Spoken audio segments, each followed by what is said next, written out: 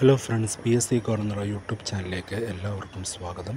ഇനി വരാൻ പോകുന്ന secretariat OA, civil excise officer, degree prelims, lab assistant വിവിധ ജില്ലകളിൽ, അസിസ്റ്റൻറ്റ് ടൈം കീപ്പർ വിവിധ ജില്ലകളിൽ, എല്ലാ മെയിൻസിനും കൂടി കറണ്ട് അഫയേഴ്സ് ഭയങ്കര ഇമ്പോർട്ടൻ്റ് ഉള്ള കാര്യമാണ്. അപ്പോൾ നിങ്ങൾ കുറച്ച് കറണ്ട് അഫയേഴ്സ്, അതായത് ഏറ്റവും ഇമ്പോർട്ടൻ്റ് ആയിട്ടുള്ള കുറച്ച് കറണ്ട് അഫയേഴ്സാണ്. അത് നമുക്ക് ക്വസ്റ്റ്യൻസ് നോക്കാം. 2024 എഴുത്തച്ഛൻ പുരസ്കാരം ലഭിച്ച വ്യക്തി. 2024 എഴുത്തച്ഛൻ പുരസ്കാരം ലഭിച്ച വ്യക്തിയാണ് NS മാധവൻ.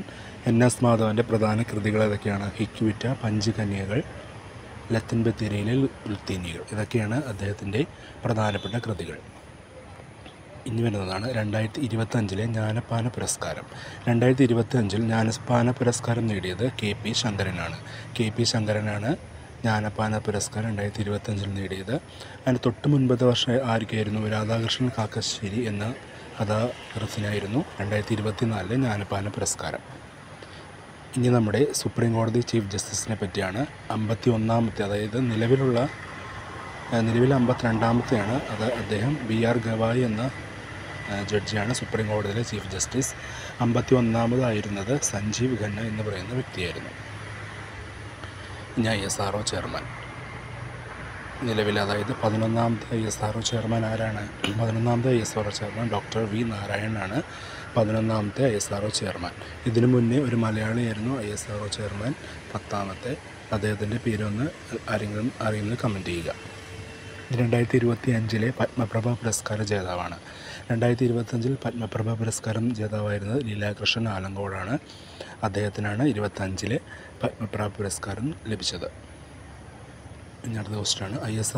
ISRO ശ്രീഹരിക്കോട്ടിൽ നിന്ന് വിക്ഷേപിച്ച 100ാമത്തെ ദൗത്യം, അത് മിഷൻ ഏതാണ്? 100ാമത്തത് NVS 2 അല്ലെങ്കിൽ GSLV F-15 എന്ന വാഹനത്തിലാണ് NVS 2 എന്ന സാറ്റലൈറ്റ് വിക്ഷേപണം നടത്തിയത്.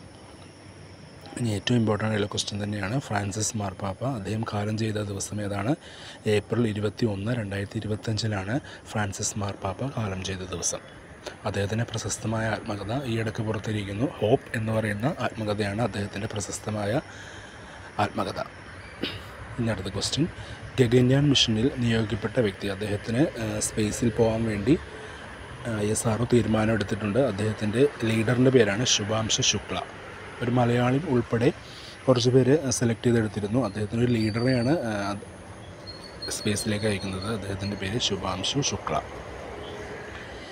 ഇനിയും നിലവിൽ ഡൊണാൾഡ് ട്രംപ്, അതായത് നിലവിലെ അമേരിക്കൻ പ്രസിഡന്റ് എല്ലാവർക്കും അറിയാം, ഡൊണാൾഡ് ട്രംപാണ്. അദ്ദേഹം നിയമിതമായ ദിവസം ഏതാണ്? ജനുവരി 20 2025 അദ്ദേഹം അമേരിക്കയുടെ പ്രസിഡൻ്റായിട്ട് നിയമിതനായത്. അതായത് എത്രാമത്തെ ആയിരുന്നു? 47ാമത്തെ പ്രസിഡൻ്റായിട്ടാണ് ഡൊണാൾഡ് ട്രംപ് അമേരിക്കൻ പ്രസിഡന്റ് അധികാരമേറ്റത്. ഇന്ത്യയുടെ ആദ്യത്തെ ആർട്ടിഫിഷ്യൽ ഇൻ്റലിജൻറ്റ് യൂണിവേഴ്സിറ്റി ഏതാണ്?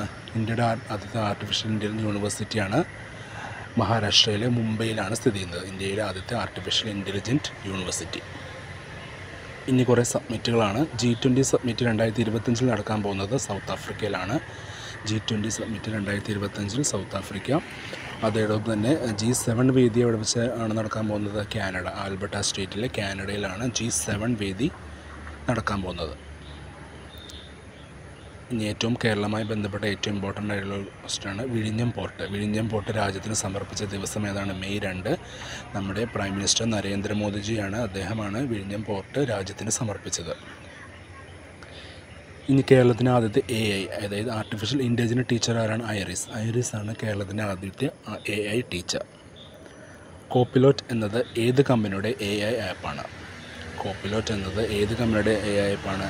മൈക്രോസോഫ്റ്റ് കമ്പനിയുടെ ആപ്പാണ് കോപ്പിലോട്ട് എന്ന AI ആപ്പ്.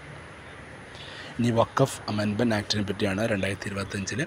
അത് ഡേറ്റ് എന്തായാലും നമ്മൾ അറിഞ്ഞിരിക്കണം. Lok Sabha പാസ്സാക്കിയത് April 3, 2025 April 3 പാസ്സാക്കിയത്. Rajya Sabha പാസ്സാക്കിയതോ April 4. പിറ്റേ ദിവസം തന്നെ രാഷ്ട്രപതി ഒപ്പുവെച്ചത് April 5. ഇത് കേന്ദ്ര സർക്കാർ നിലവിൽ വരുത്തിയത് April 8, 2025 തന്നെ. 2025 എത്ര പേർക്ക് പത്മവിഭൂഷൺ ലഭിച്ചു? 7 പേർക്കാണ് 2025 പത്മവിഭൂഷൺ ലഭിച്ചത്. നമ്മുടെ അഭിമാനമായ മലയാളി MT വാസുദേവൻ നായർ, അദ്ദേഹത്തിനും പത്മവിഭൂഷൺ ലഭിച്ചിരുന്നു. അദ്ദേഹത്തിന് പ്രധാനപ്പെട്ട കൃതികൾ ഏതൊക്കെയാണ്? 4 കെട്ട്, 2-ാം മൂഴം, ഇരുട്ടിൻ്റെ ആത്മാവ്, കാലം, മഞ്ഞ്. അദ്ദേഹം മരണപ്പെട്ട ദിവസം കൂടി ചിലപ്പോൾ എടുത്തു വയ്ക്കാൻ സാധ്യതയുണ്ട്. ഡിസംബർ 25 2025 24 അത് പ്രിൻറ്റിംഗ് മിസ്റ്റേക്കാണ്. 2025 ഡിസംബർ 25 തീയതിയാണ് അദ്ദേഹം മരണപ്പെട്ട ദിവസം. അപ്പോൾ നമ്മുടെ ഇത്രയുമാണ് പ്രധാനപ്പെട്ട കുറച്ച് കറണ്ട് അഫയേഴ്സ്. അപ്പോൾ നിങ്ങൾ ഇങ്ങനത്തെ കുറച്ച് ഷോർട്ട് നോട്ടായിട്ട് പഠിക്കുകയാണെങ്കിൽ കുറച്ച് ഓർമ്മയിൽ നിൽക്കും. ഇത്രയും കറണ്ട് അഫയേഴ്സൊക്കെ പഠിച്ച് നിങ്ങൾ എന്തായാലും എക്സാമിന് പോവുക. ഇനി ഇതിൻ്റെ 2ാം സീരീസ് അടുത്ത ദിവസങ്ങളിൽ ഇടുന്നതായിരിക്കും. ഓക്കെ, എല്ലാവർക്കും നന്ദി.